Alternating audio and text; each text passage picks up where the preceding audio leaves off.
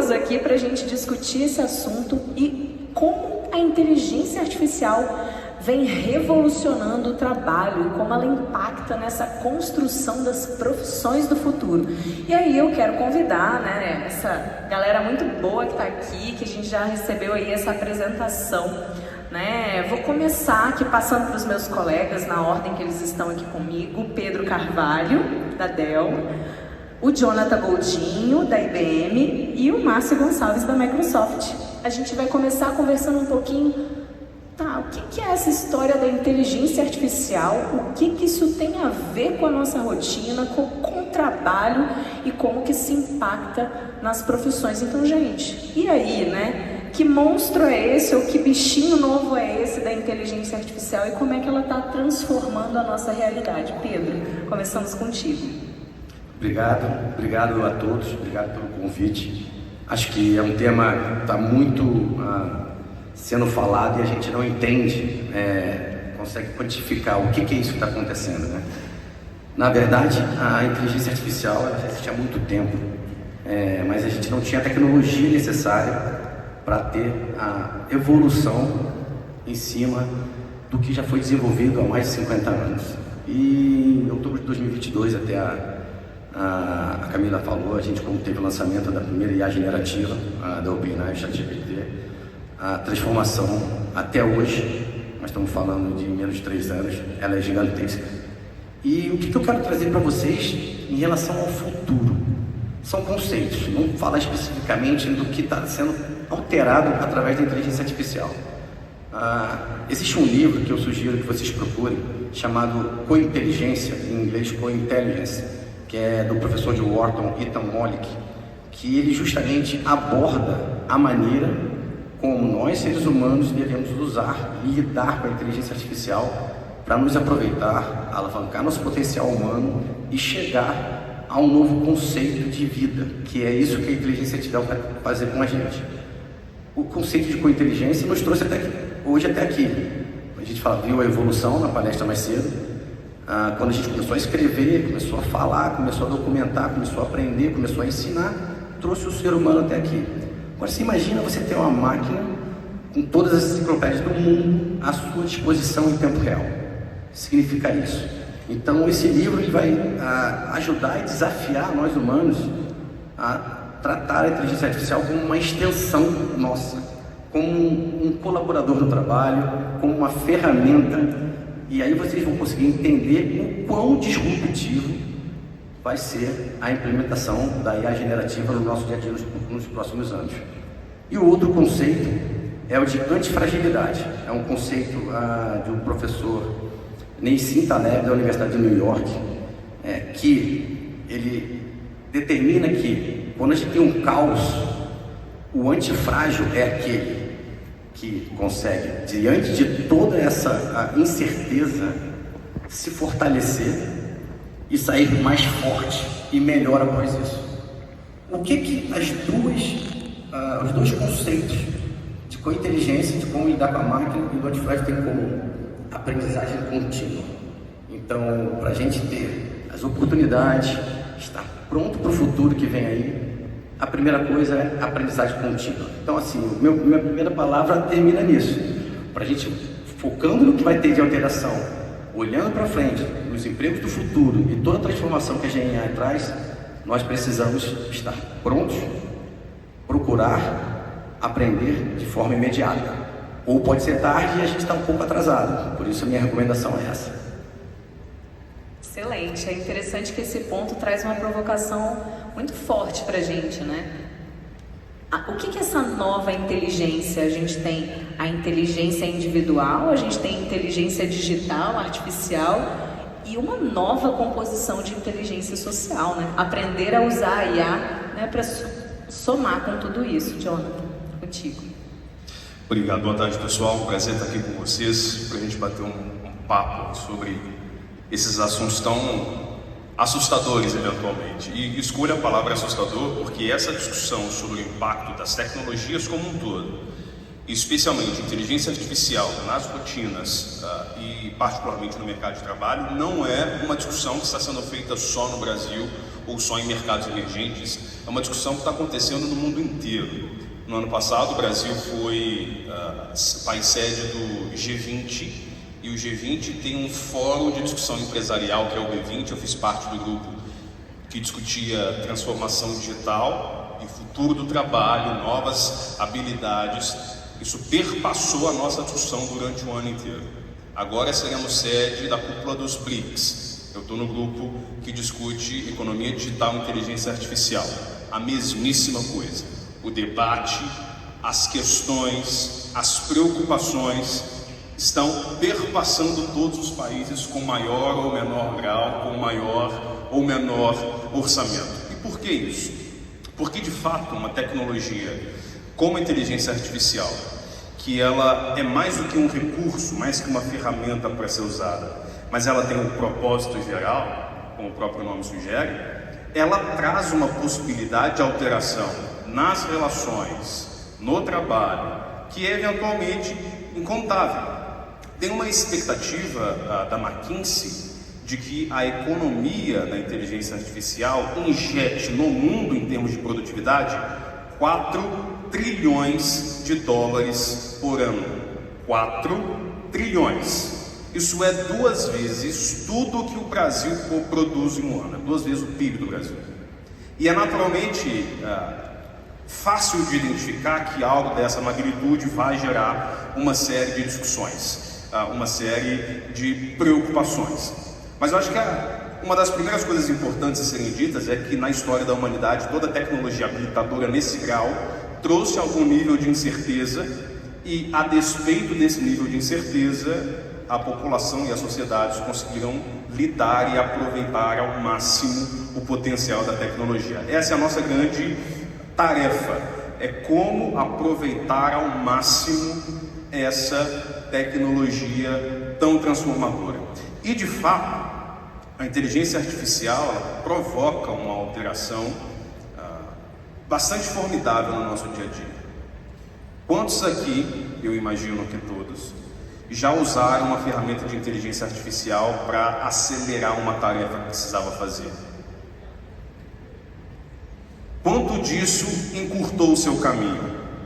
Bastante. Agora, imagina isso levado à máxima potência. Quanto de produtividade a gente não pode ter? Quanto de maior eficiência a gente não pode ter? Então, toda essa discussão que tem a ver com o futuro do trabalho, novas habilidades, elas passam, em particular, por uma mudança de mentalidade. Nós saímos de uma experiência em que a educação formal era suficiente, as carreiras eram lineares, agora já não é mais assim, e a gente tem uma possibilidade e uma margem de aprendizado muito grande.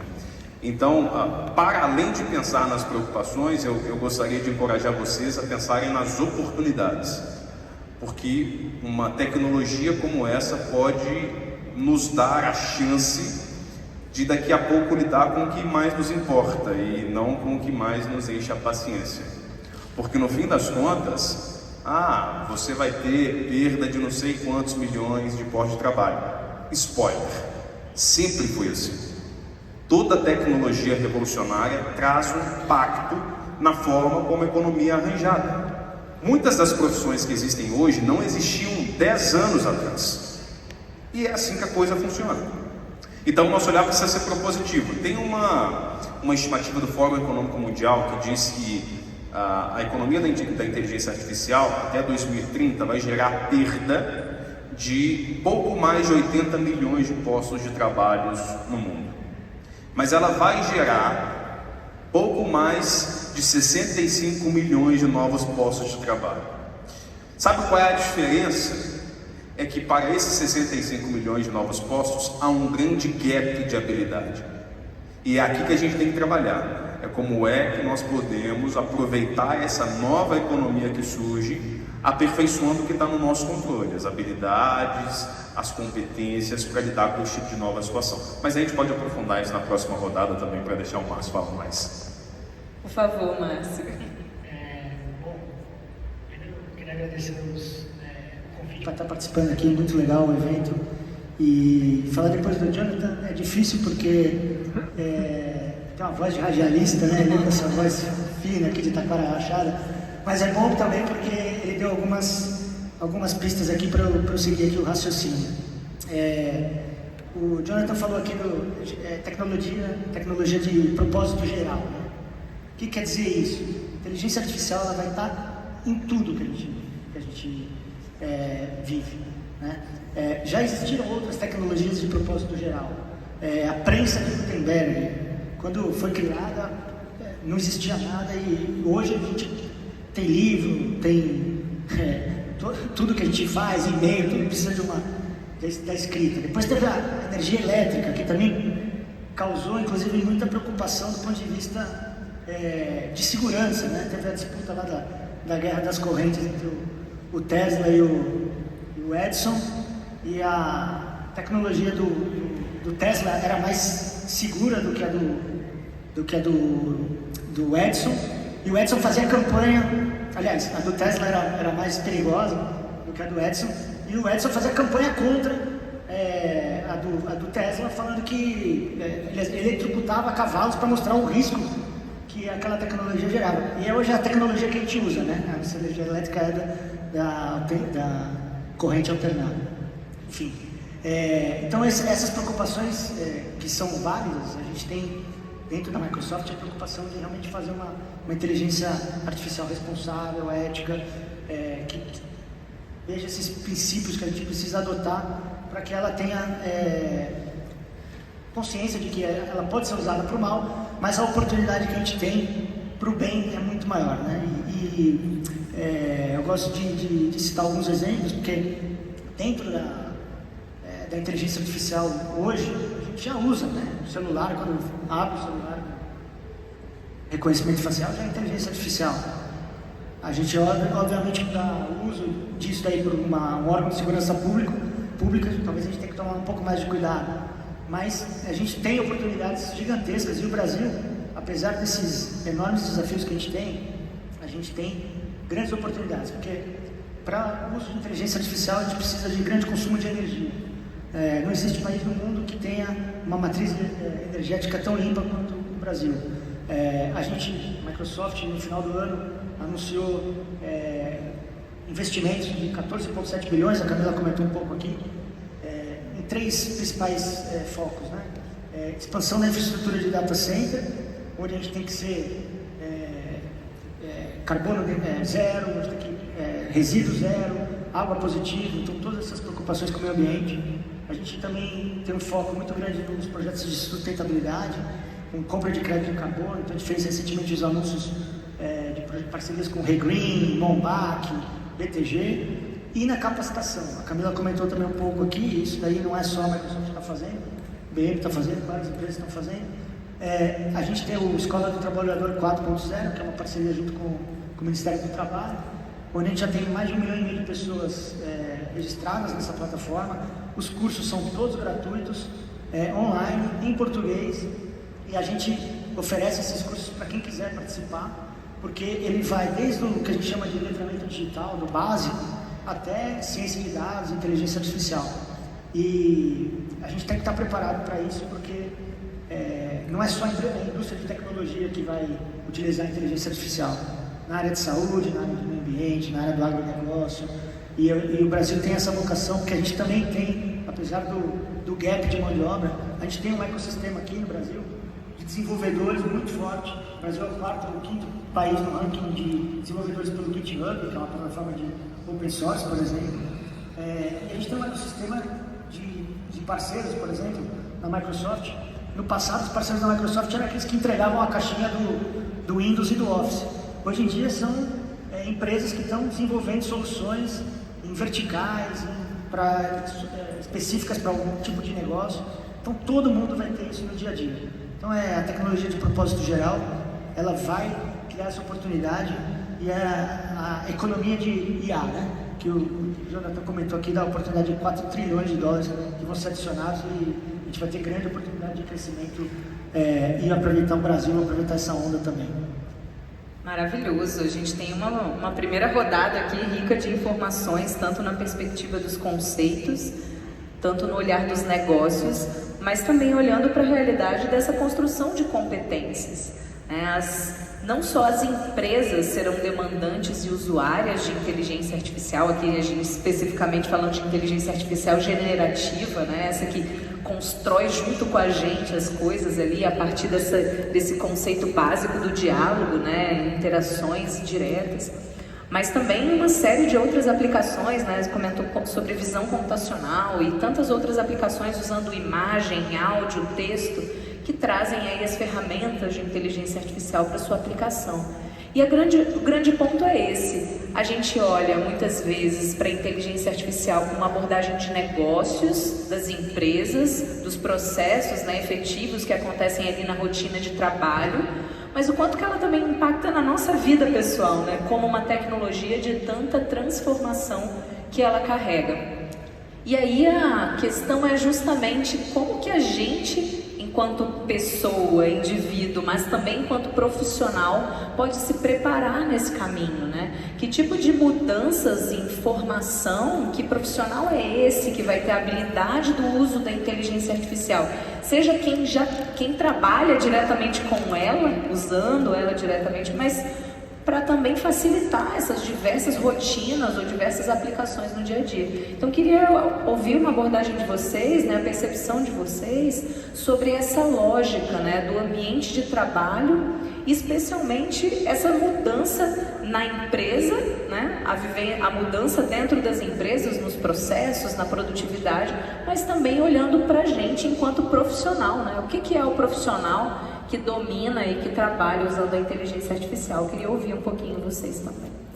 É interessante que hoje, quando a gente pensa em inteligência artificial, a gente imagina que está rodando num data center, que está rodando só na nuvem e etc. Mas nem todos devem saber, nós já estamos na segunda geração de device, aí eu digo notebooks, laptops, de PCs com inteligência artificial. O que isso significa? Significa que foi desenvolvido pelos grandes players do mercado um outro processador. A gente está acostumado a ouvir CPU e GPU. Agora nós temos a NPU, que é a Unidade de Processamento Neural, que é onde vai rodar os workloads nos devices. Essas NPUs elas já existem nos celulares há anos, mas ninguém nunca ouviu falar. É por isso que a bateria do celular dura horas. Isso agora vai passar a acontecer no seu device. E quando você levar o que a gente chama de LLM, um pouco mais técnico, mas as informações, são bilhões de parâmetros e conhecimentos, a super enciclopédia para dentro da sua máquina, você vai trabalhar com muita eficiência, com eficiência energética e desconectado da nuvem, do data center, de uma rede, em trânsito, no ônibus, num trem, você vai poder estar executando todas as tarefas, porque eles vão em conjunto, com mais segurança, dados de segurança, que é uma das principais preocupações, a governança, a ética, você vai estar em conjunto rodando esse local. E essa NPU, ela tem a capacidade, ela é um pouco diferente do conceito de CPU, de rodar, na primeira geração, 11 trilhões, e é isso mesmo, trilhões de operações por segundo. A inteligência artificial é baseada em cálculo matemático. Então, quando você executa, pede uma ação que hoje está muito focado na colaboração, por exemplo, de vídeo e áudio. Você executa um aplicativo que vai fazer análise e vai conectar, por exemplo, para você fazer o chat, por exemplo, do Copilot. Ela, ao invés de ir na nuvem, ela vai passar a executar na sua máquina. Então, o que falta para a gente? A gente entender o conceito e passar a adotar a ferramenta. Existe um site na internet que não sei se todos vão conhecer, mas é uma outra fonte, que a gente precisa ter mais de 40 mil aplicativos. 40 mil aplicativos com inteligência artificial para todos os fins comerciais e pessoais. Então, a aprendizagem contínua, a experimentação é o startup para a próxima jornada. E muito bem colocado, os empregos não vão acabar por causa disso. Na verdade, eles vão mudar. A gente já viu isso várias vezes, O Fordismo disse que ia acabar com todos os empregos por causa de produção. Na verdade, foram criados milhares de empregos, foram escritos milhares de artigos e foram criados mais empregos do que artigos. Acabou certos tipos de profissão, ninguém mais faz roda para charrete em escala, mas criou-se empresas que fabricam pneus, peças de automotivas, e mudou-se o conceito, mudou-se o trabalho. A inteligência artificial traz isso numa escala muito maior. E o que nós precisamos estar preparados é que nós temos que pensar no que a gente vai fazer de diferente, porque quando a gente tiver a inteligência artificial e tiver o domínio do que ela pode fazer para a gente, as tarefas repetitivas, as tarefas banais, elas vão se tornar mínimas no nosso dia a dia. Nós vamos ter tempo para usar nossa criatividade, nós vamos ter tempo para usar todo o nosso potencial. Então, o ser humano é o futuro da inteligência artificial. Tem alguém tocando uma música? Uma trilha sonora. De fundo. Então, é importante que a gente entenda que se nós não procurarmos descobrir qual é a transformação que está acontecendo, a gente não vai conseguir alcançar os objetivos que as companhias vão pedir, que o mundo vai pedir. A inteligência artificial ela vai estar conectada desde uma geladeira, uma máquina de lavar, o seu carro, o seu celular, o seu dispositivo de trabalho, o seu dispositivo pessoal, o seu acesso a uma ferramenta de educação, vai estar tudo conectado. Então, assim, a tecnologia vem para alavancar o nosso potencial. E até um dos slogans da Dell há muito tempo que a gente fala que a tecnologia ela tem que ser usada para drive the progress human, que é para justamente fazer o progresso humano acontecer de forma mais rápida. Então é isso que eu entendo que é o próximo passo. E agora nós temos todas as tecnologias, temos que ter a preocupação de ética, governança, porque a inteligência artificial também ela não tem consciência, então vai ser usado por pessoas que têm má intenção e vai aprender errado, e nós temos que combater isso para usar a nosso favor. Muito bom, obrigada. Jonathan, por favor. Legal, enquanto o Pedro dizia, eu me lembrei de algumas coisas, porque, por exemplo, o ponto de partida para a discussão de inteligência artificial na IBM é que IA é inteligência aumentada. O nosso ponto de partida é que a inteligência artificial serve para ampliar a inteligência do ser humano. E isso vai aparecer no discurso da Dell, da IBM, da Microsoft e de todas as outras. Porque esse é o ponto de partida para a tecnologia funcionar do ponto de vista da interação social. Daí a preocupação, inclusive, com governança, com ética, com segurança, que é justamente para criar um ambiente propício para que a tecnologia floresça do ponto de vista da experiência do ser humano. A Microsoft tem uma relação mais direta com o consumidor, então está mais fresco na cabeça. A IBM é uma empresa B2B, B2G, então a gente faz produto e serviço para empresas e para governo, então você tem que ter uma preocupação específica para esse tipo de ambiente. Mas as experiências das nossas companhias e de tantas outras vão perpassar a mesma coisa. E por que eu estou dizendo isso? Porque nessa discussão que envolve futuro do trabalho, novas habilidades, existe muita fumaça. Eu me lembro de uma pesquisa que o The Telegraph, um jornal britânico, publicou em 2013, que falava sobre quais seriam as profissões em alta em 2030. A gente está mais perto agora, dá para poder olhar. E tem uma lá que eu achei interessantíssima, que eles diziam, essa pesquisa aferiu que em 2030, uma das profissões que estarão bombando, a gente tem um prazo para isso ainda, esse é o nome, engenheiro de partes do corpo. Engenheiro ou engenheira de partes do corpo. Significa uma pessoa cuja especialidade é criar sinteticamente órgãos para transplante. Isso foi previsto lá em 2013. Já existem esforços para produzir, por meio de inteligência artificial, computação quântica e tecnologias habilitadoras, órgãos para transplante? Existe. Em um nível que é possível dizer que essa é uma profissão estabelecida para 2030? Ainda não. Então existe muita fumaça, porque isso apela para os nossos instintos, para os nossos medos, etc. E daí a necessidade de botar a discussão no chão para responder a uma pergunta: o que é que nós podemos fazer agora? E aí tem uma dimensão que é a do treinamento, que me parece fundamental. O Márcio citou aqui o programa da Microsoft. Novamente, todas as grandes empresas hoje têm algum tipo de programa de formação. A IBM tem uma plataforma chamada IBM Skills Build.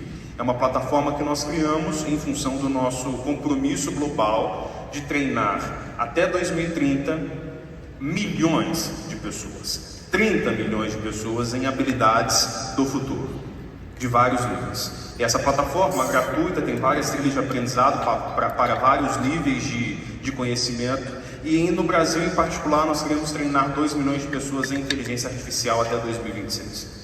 Então, esse movimento é um movimento contínuo como parte desse exercício de o que é que a gente pode fazer agora para tornar uma tecnologia como o IA uma tecnologia que coloca a pessoa em primeiro lugar, que aumente a inteligência da pessoa. Esse é um mecanismo. E um segundo mecanismo, uma segunda experiência é de caso de uso. E eu vou trazer aqui rapidamente um caso de uso interno da IBM. A gente chama de Client First.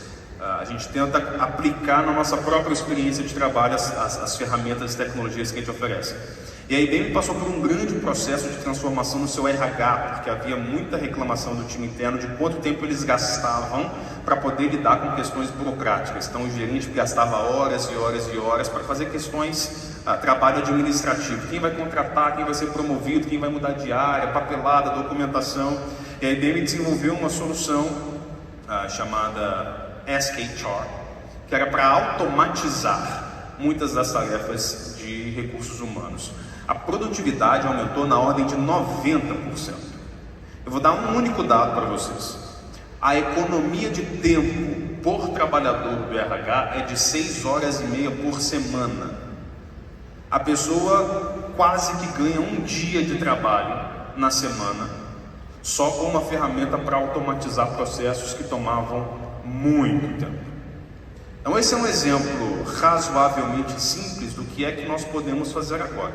Existe um esforço que é pessoal, e eu acho que a gente vai ter ainda um tempinho para trazer um pouco desse esforço pessoal de treinamento, mas do ponto de vista do esforço das empresas e dos governos, ambientes com os quais nós conversamos muito, tem esse interesse. Quais são os casos de uso que a gente pode usar para transformar o nosso negócio e a gestão pública agora? Porque, de novo, muita fumaça, né?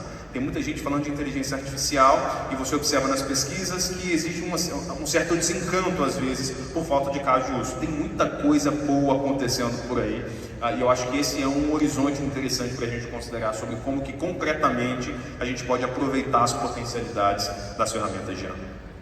Perfeito, Jonathan. Por favor, Márcio. Vou fazer um comentário rápido, porque eu sei que a gente também já está quase no final, mas a gente tem como ser humano, né, a gente às vezes não gosta de mudança, né?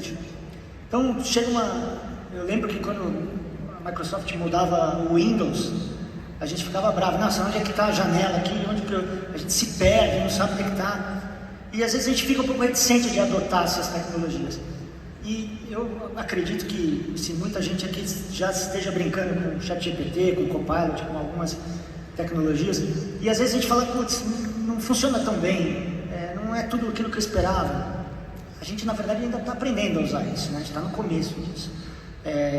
Na Microsoft, a gente tem o privilégio de a gente ter incorporado, com a parceria que a gente tem com a OpenAI, a tecnologia do GPT dentro dos produtos, né? Então, no Word, no Excel, no PowerPoint. E eu dou o exemplo do PowerPoint, né? Como bom funcionário da Microsoft, a gente adora fazer um PowerPoint numa reunião, né? O PowerPoint a gente às vezes perdia muito tempo procurando uma imagem, alinhando o documento. Hoje a gente faz isso com inteligência artificial, que eu gastava 3 horas para fazer, eu faço num clique. E aí, obviamente, ele não vai ser perfeito, porque ele não vai me substituir, ele é o meu copiloto, eu ainda continuo sendo o piloto. Mas aquele tempo que eu perdia com tarefas manuais, burocráticas e pouco inteligentes, eu não preciso mais perder esse tempo. Eu vou fazer o refinamento do que eu preciso fazer no que é importante, que é a parte criativa, a parte intelectual. Então, é só esse convite para a gente refletir, porque eu acho que muita gente que está nos ouvindo aqui, às vezes está falando, não é tão bom assim, não resolve tanto assim. Resolve, a gente ainda tem que aprender. E uma das profissões que não sei se está nessa pesquisa que o Jonathan comentou, mas que hoje já existe, é engenheiro de prompt, né? Engenheiro de comando. Então, essa é uma das profissões que eu recomendo quem estiver aí pesquisando já pode começar a estudar um pouco mais, porque vai ser já é bem valorizada e vai ser cada vez mais valorizada. Eu posso só complementar isso que o Márcio estava dizendo? Eu ouvi um depoimento uma vez de uma profissional da área de letras que estava extremamente frustrada com a profissão porque ela não conseguia um emprego que lhe desse o dinheiro que ela queria. Ela estava muito frustrada com isso. E aí, um belo dia, ela ouviu falar de um tal de engenharia de prompt, e ela fez um curso de engenharia de prompt. E ela descobriu que aquilo tinha tudo a ver com a formação dela. E quando ela aliou a formação em letras com a técnica da engenharia de prompt, isso transformou ela numa profissional competitiva, muito bem remunerada e construindo um novo espaço de carreira. Então, esse é um bom depoimento para mostrar como às vezes a gente pensa em inteligência artificial como vou ter que destruir tudo que eu tenho para começar algo novo. Não, é uma adição. Eu somo com o que eu tenho, porque conhecimento a gente não desperdiça, e dali brota alguma coisa nova que vai transformar uma economia inteira. É interessante pensar, né, como a gente vem conversando aqui, né, nessa reta final aqui do nosso painel, para ouvir as considerações de vocês, como a inteligência artificial, ela não é necessariamente uma ferramenta e uma tecnologia que vai estar exclusivamente no mundo da TI. Às vezes a gente pensa que é uma coisa de programador, é uma coisa das empresas de tecnologia que estão aqui muito bem representadas, mas ela passa a fazer parte da nossa rotina enquanto sociedade, na construção dessas novas inteligências sociais, combinando o que é inteligência individual e as minhas competências, sejam de qualquer área de formação, mas também esse instrumento colaborativo, né, que constrói de forma conjunta conosco, nos ajuda no processo criativo e assume o papel ali de fazer algumas atividades que não agregam tanto valor. Então eu queria ouvir de vocês, né, a perspectiva de vocês, as suas considerações finais desse e agora, né? Como começar? Como é que eu começo a aprender sobre esse mundo e começo a me preparar para esse futuro do trabalho? Ele já chegou, ok, a gente está aprendendo, mas quais são esses primeiros passos e como é esse caminho que a gente pode construir daqui para frente? É bem interessante isso. Eu acho que a gente pode acessar, e é gratuito, né, até certo nível de acesso de informação, tanto a ferramenta da OpenAI, como a ferramenta da Microsoft, a ferramenta do Google, a ferramenta da Meta, todos eles têm acesso, vocês podem ter acesso. Eu acho que o prompt engineer é você tratar a inteligência artificial como se fosse alguém.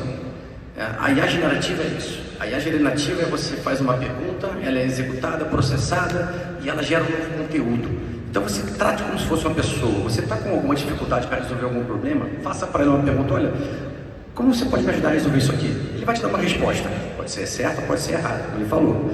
Você tem que interpretar aquilo, porque nós temos a consciência de entender se aquilo está certo ou está errado.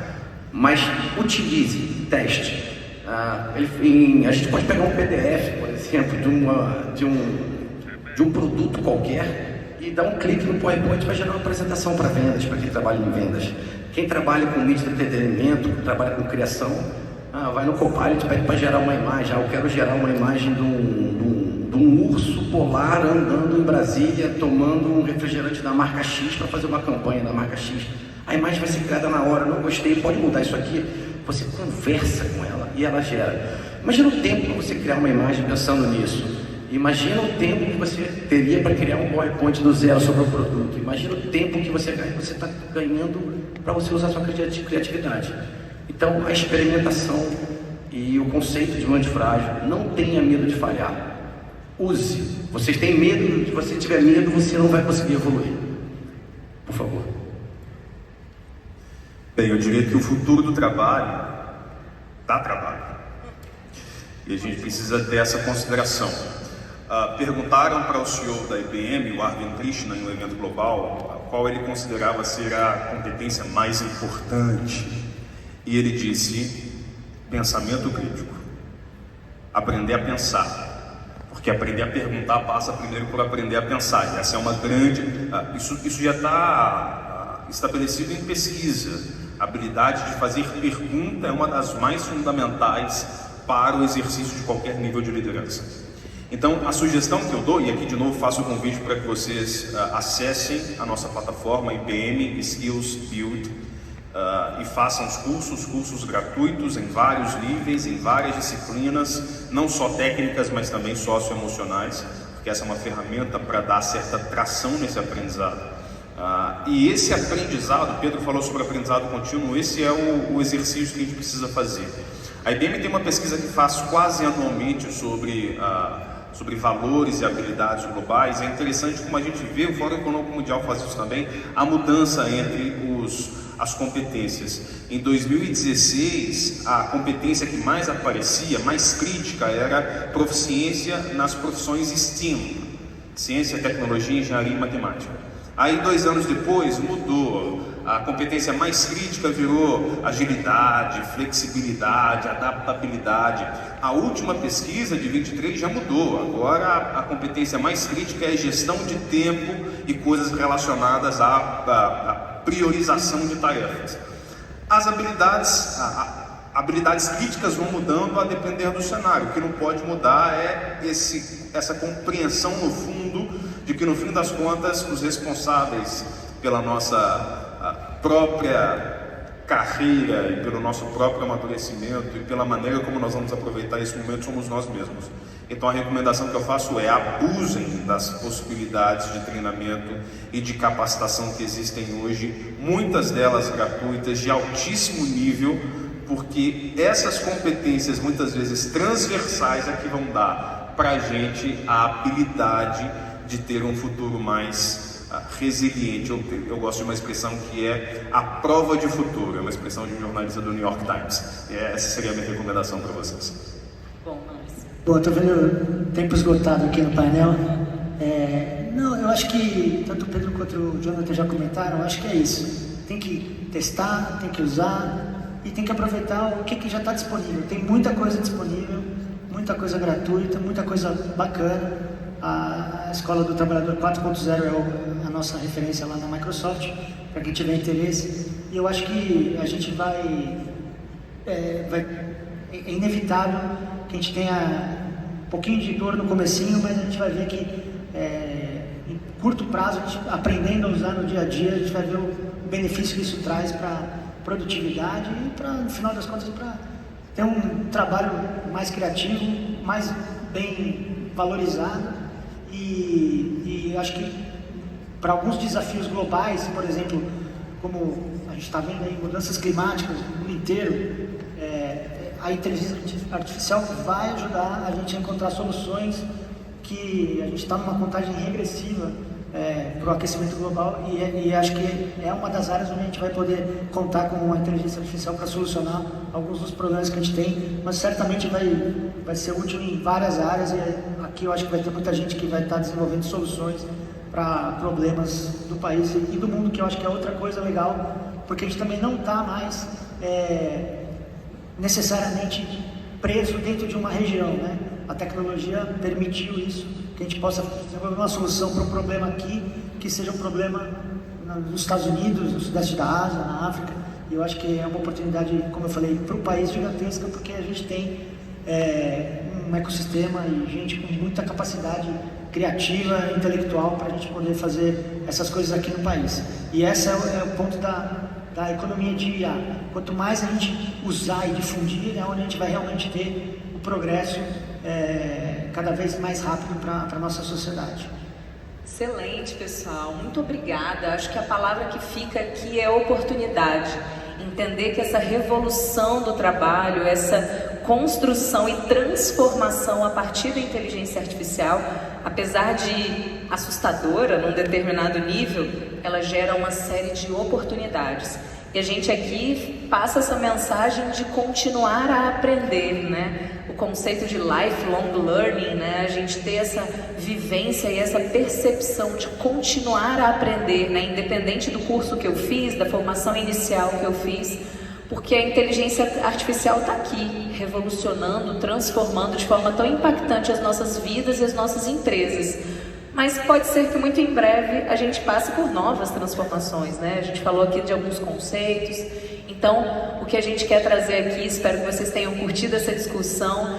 E fica aqui a nossa recomendação, né? Continuar a aprender, continuar a se dedicar e não ter medo, né? Aproveitar essa oportunidade, experimentar, né? Colocar a mão na massa para vivenciar aí os benefícios que a inteligência artificial pode trazer para todos nós. Muito obrigada. Obrigada a todos.